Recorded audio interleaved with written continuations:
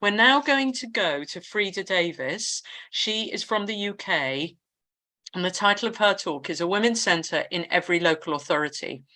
Freda Davis has been a teacher, advice and information worker, and advocate for mental health. She has been a volunteer in several organisations and a founder, member, trainer and chair at WomenCentre Calderdale and Kirklees from the late 1990s to 2013. Freda retired from work in 2012 and is also an artist printmaker. So thank you so much for coming on, Freda, and sharing this information about women's centres and alternatives to prison for women. And over to you. In 1985, when we opened our women's centre, which we called the Women's Centre at that point, as part of that movement, I was asked to write a poem about the opening, and these are the words I wrote. Abandon status at the door. Drop your pretensions on the floor. Enter this room with open hearts, prepared to play a million parts. Sufferer, carer, wise or fool. Worker, lover, back at school. Supporter, leaner, strong or weak. Skilled with words or slow to speak. Practical, sensible, clever too, clumsy, shy, not sure what to do, loving, giving, full of woe, one more step, not far to go, all you are, all you can be, this Women's Centre is thee and me. And our centre opened with those words, really. So, when I moved from teaching to the Citizens Advice Service in 1974, I had a crash course in real life situations, dealing with one-to-one problems that people brought and discovering the complexity of our welfare state and how people can get lost in it. It was a good time for new legislation, as Harold Wilson's government brought in a number of socialist reforms, such as the Equal Pay Act, divorce laws, employment laws, consumer protection, and more. The welfare state was set up to improve people's lives, but it was based on a patriarchal view of society. This pervaded all its institutions. As a result, it had an analytical approach, picking up symptoms and solving presenting problems without giving time to discover the underlying issues, which are often far too complex for a 10 or 20-minute interview to uncover. In the 1970s, women were challenging these attitudes because the assumptions of male protection and dominance affected all the services: financial support, banking, employment, health services, mental health, education, politics, and the criminal justice system. The women's movement in the UK started with political conferences, but by 1980 these had fragmented, and women shifted to focusing on the need for equality in their own workplaces, such as health, social services, education. There were many consciousness-raising groups. I was in an East London one, and Women's Studies was just beginning. And we moved to Yorkshire in 1981, and my new women's study group looked at health, and we started campaigning for a Women's Centre. This came from a survey that we ran in the local market, which showed that women avoided bothering the doctor with women's problems which limited their activity. Anything connected with menstruation and menopause were hard to broach to dismissive male doctors. Many were addicted to the drugs the doctor gave them as antidepressants. We got funding to open the centre by 1985, and there were quite a few across the country. It was quite a big campaign, but it depended very much on local volunteers and local campaigns. To start with, it was just a drop-in with a nurse, and we found a woman doctor. Local GPs responded by holding woman clinics in competition. But we drew in the pregnancy testing group to the centre. We had Punjabi, Bengali and Urdu speakers, a lesbian group.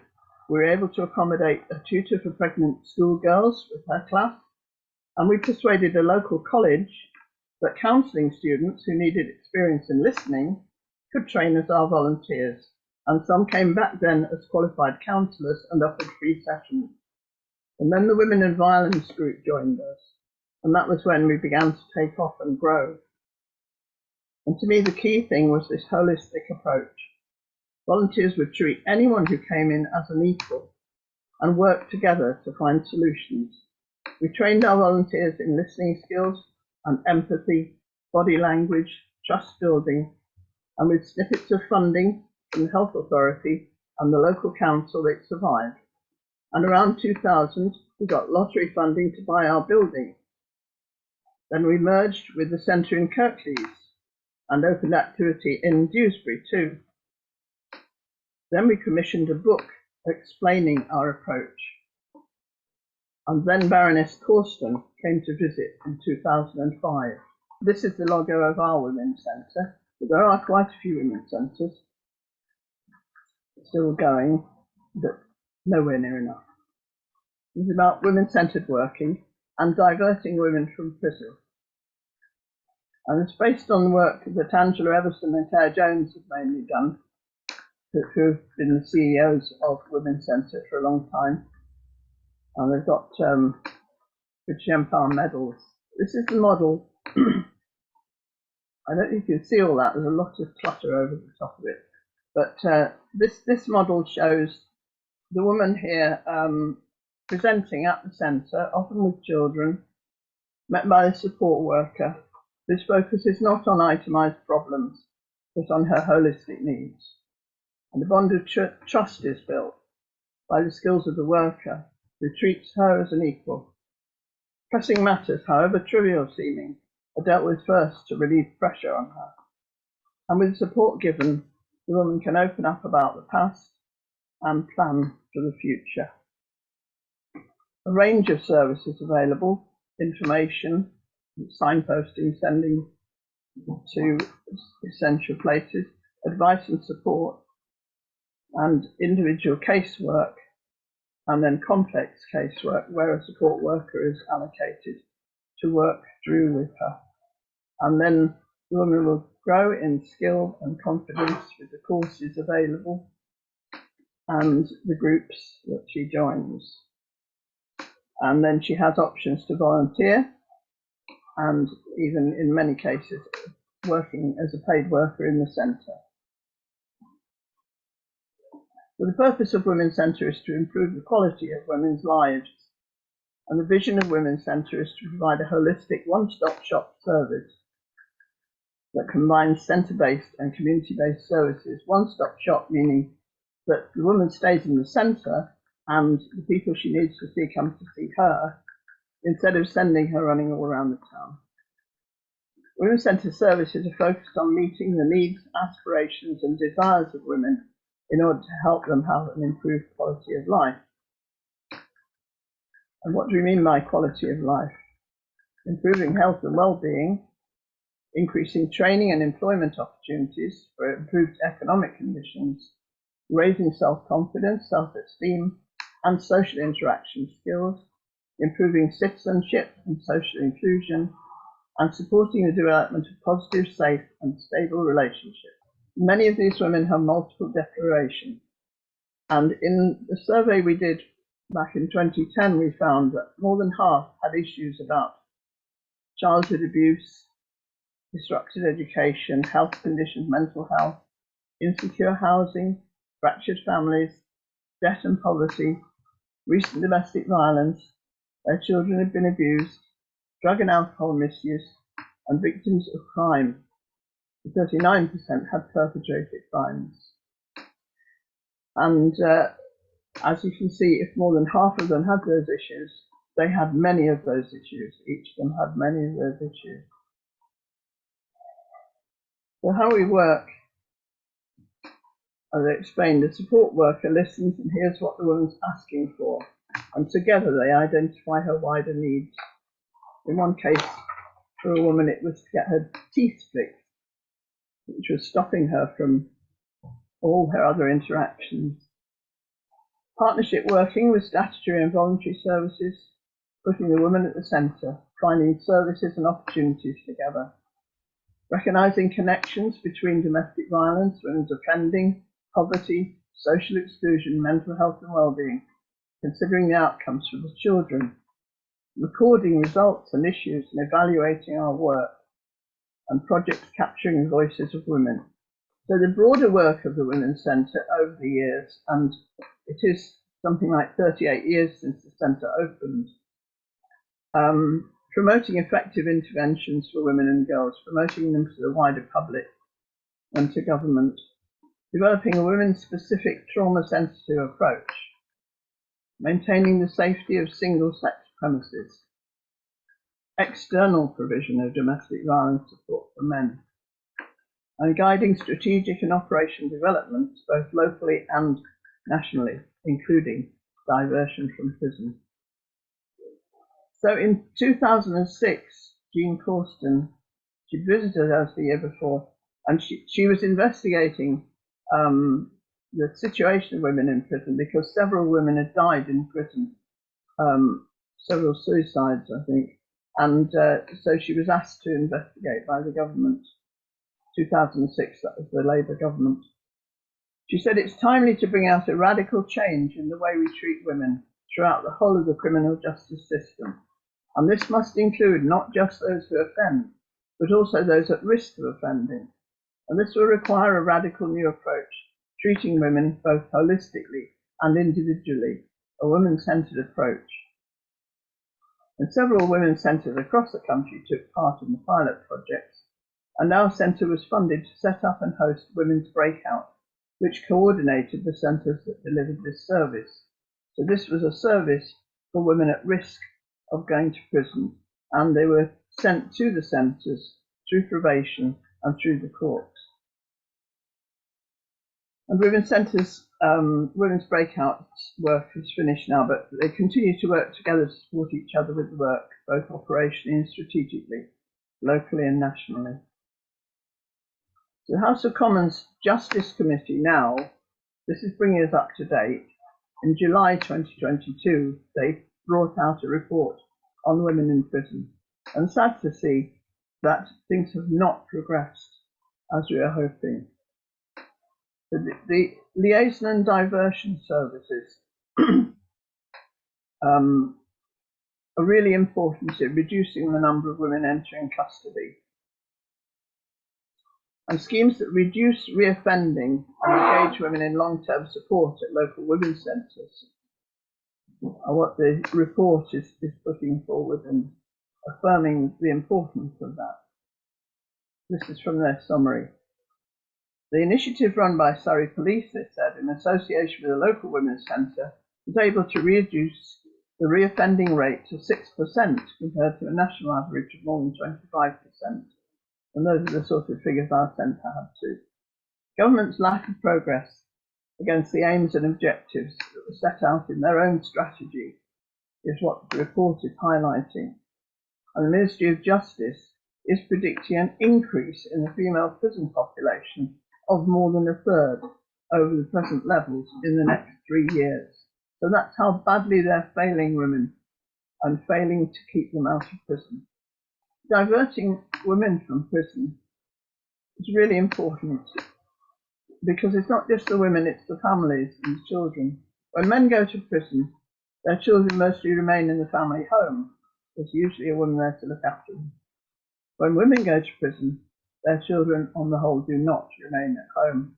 A very big percentage go into care and are sent miles away from anyone they know. And many of these families never get back together. And women in prison mostly have a complex history of trauma, abuse, and mental ill health. But most women are in prison for repeat petty theft and small things like TV license evasion. And even library fines can send a woman to prison and have. So community sentencing is a great idea, that instead of going to prison, the woman goes to a community sentence. But there are problems with it. When they're sentenced to community service, it often means working with a group of men, overseen by a male probation officer. That's because the women are such a small proportion of the numbers. This is exactly the situation in which women are drawn back into crime. And lack of funding means that known solutions are not being implemented. There has been some, Angela tells me that there has been some money on offer recently, but quite small amounts, to try to keep these things going. Community referrals to women's centres have been able to reduce reoffending rates dramatically, but they are few and far between. And this means your chances of such a sentence is a postcode lottery. I'm just going to explain about liaison and diversion, which is a plan which probation and courts and prisons work on. So this is generally across the population of the prison population. Liaison and diversion services identify people who have mental health, learning disability, substance misuse or other vulnerability. And ideally they're diverted when they first come into contact with the criminal justice system as suspects, defendants or as offenders. And the service supports people through early stages of criminal system pathway, referring them for appropriate health or social care. And where it's suitable, it enables them to be diverted away from the criminal justice system into a more appropriate setting. But you see, you have to have that appropriate setting. And for women, as I say, they're few and far between.